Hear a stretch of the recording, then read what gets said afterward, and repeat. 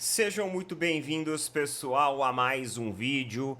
Agradeço mais uma vez vocês por estarem aqui pra gente bater um papo, pra gente trocar uma ideia e pra gente conversar. E antes de mais nada, meus amigos, assista o vídeo inteiro.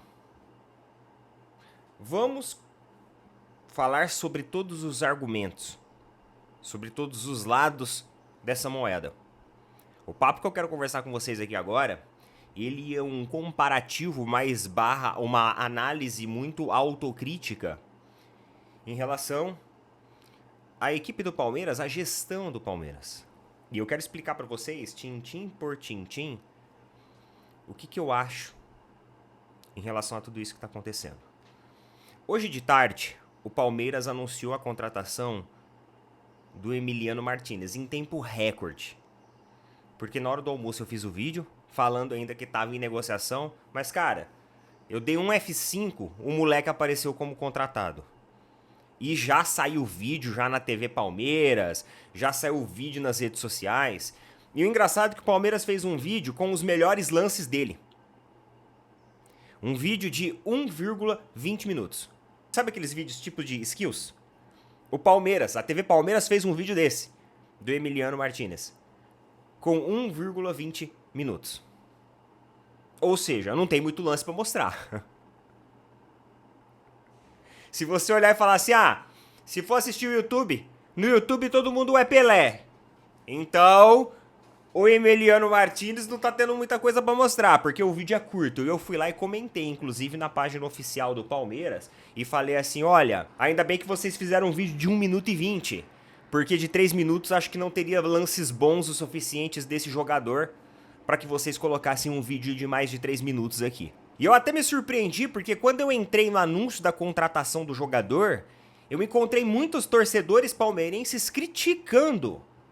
Pô, a gente sonhou com o Claudinho, sonhou com o Andreas, sonhou com o Jorginho e acordamos com o Emiliano Martinez da Dinamarca, do futebol dinamarquês, com números inclusive muito discretos. Então vários e vários torcedores criticaram também a contratação do Palmeiras. Eu não entendi essa contratação do Palmeiras. Eu não sei se os caras querem encontrar um jogador mágico que vão contratar por pouco e depois vender por muito, só que a contratação dele não foi tão pouco assim.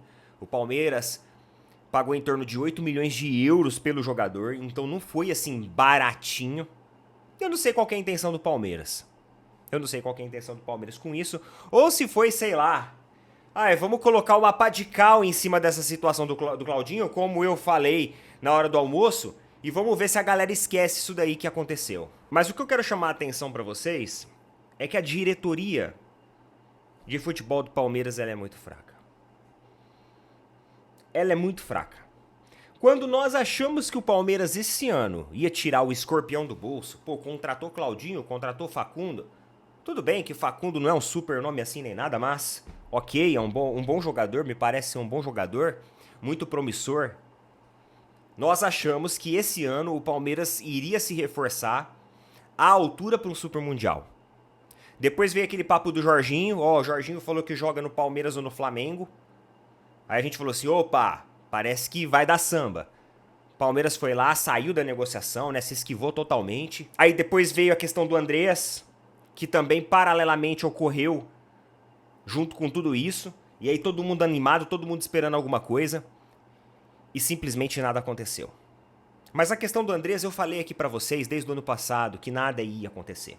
Nós vemos, por exemplo, o Flamengo que tá fechando com o Danilo. E eu acho legal trazer esse caso de exemplo, porque é o contraste das duas contratações aí, dessas duas equipes. Porque o Danilo, ele é um jogador de seleção, um jogador que tava lá num time tradicional do futebol italiano, não é jogador que tá escondido. Porém, ele tem 33 anos de idade. Ele optou agora por vir para o Flamengo, para jogar no Flamengo. Posição totalmente diferente que o Emiliano, mas vocês vão entender o tipo de comparação que eu estou fazendo.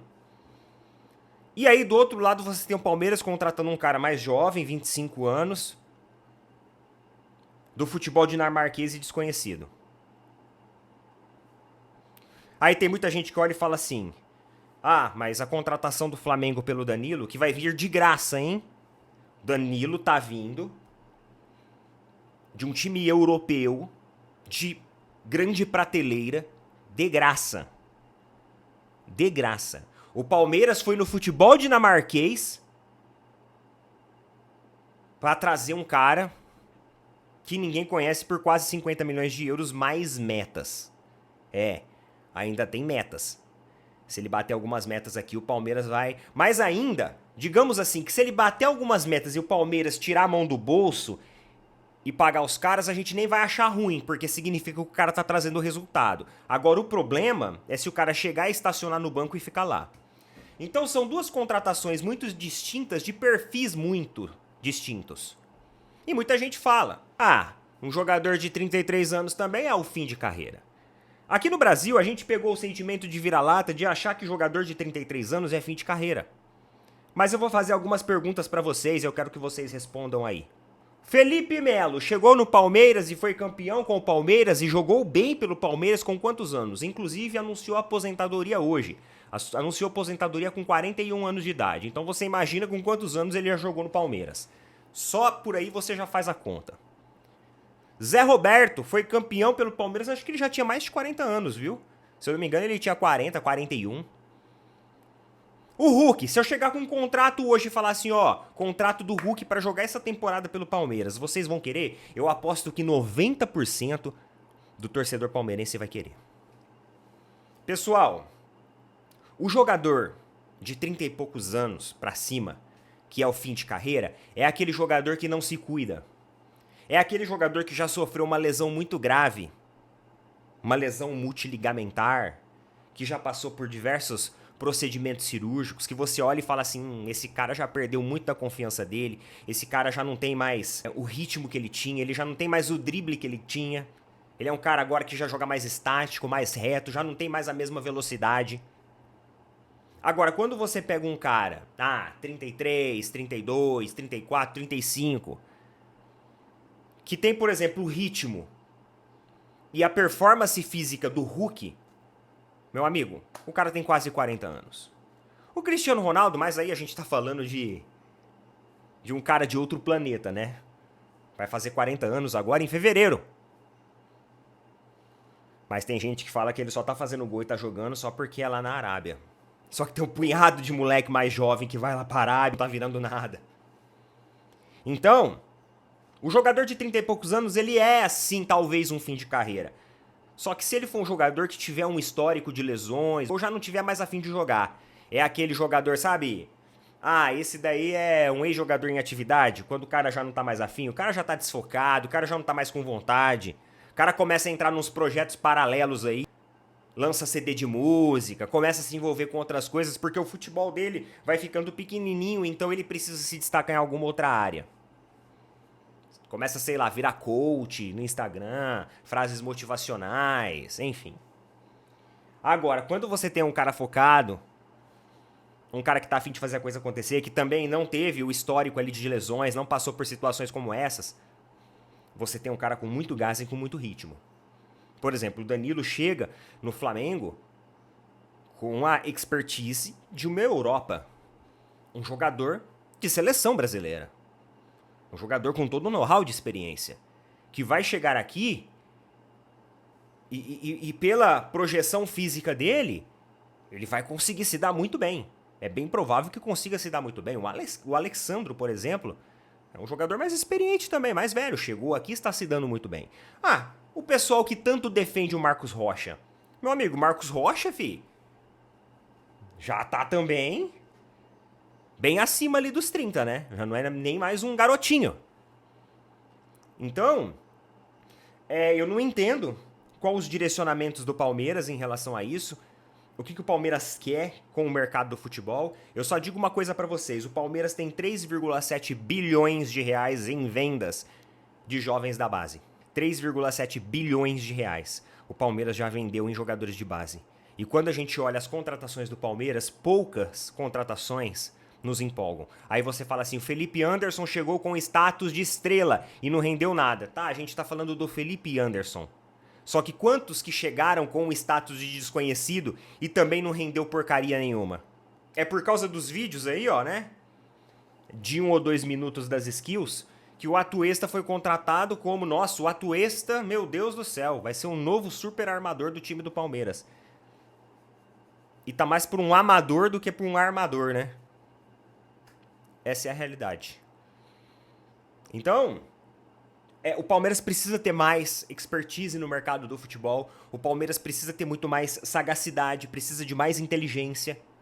Os caras estão trazendo gente de graça, de times grandes da Europa. Tudo bem que coincidiu a questão do contrato, mas é tudo questão de conversa. O Jorginho tá aí.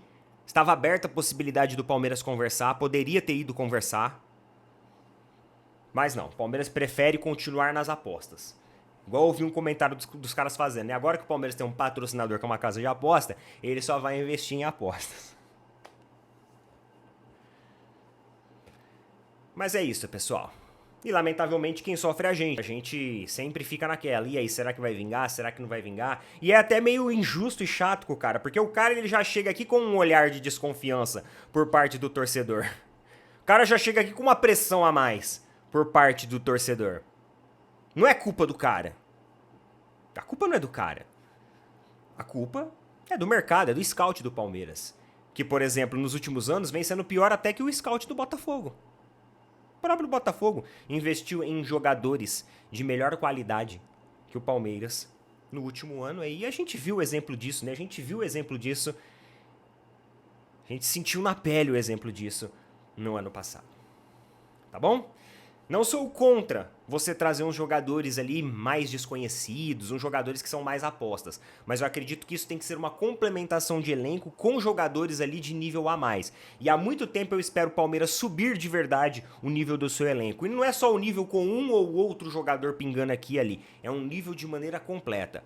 Por exemplo, um centroavante. O Palmeiras tinha que trazer um centroavante AAA. É capaz que a gente vai ver ainda o Thales, mais uma vez tendo que salvar a pele de Abel Ferreira em relação aí à questão de gols e de produtividade. Mais uma vez o Abel talvez vai encontrar alguém na base que vai tornar o Palmeiras competitivo e vai salvar a pele dele, assim como o Endrick e Estevão. Beleza? Coloca nas opiniões aí, pessoal, o que vocês acham a respeito disso, tá bom? Tamo junto, valeu, falou, até mais.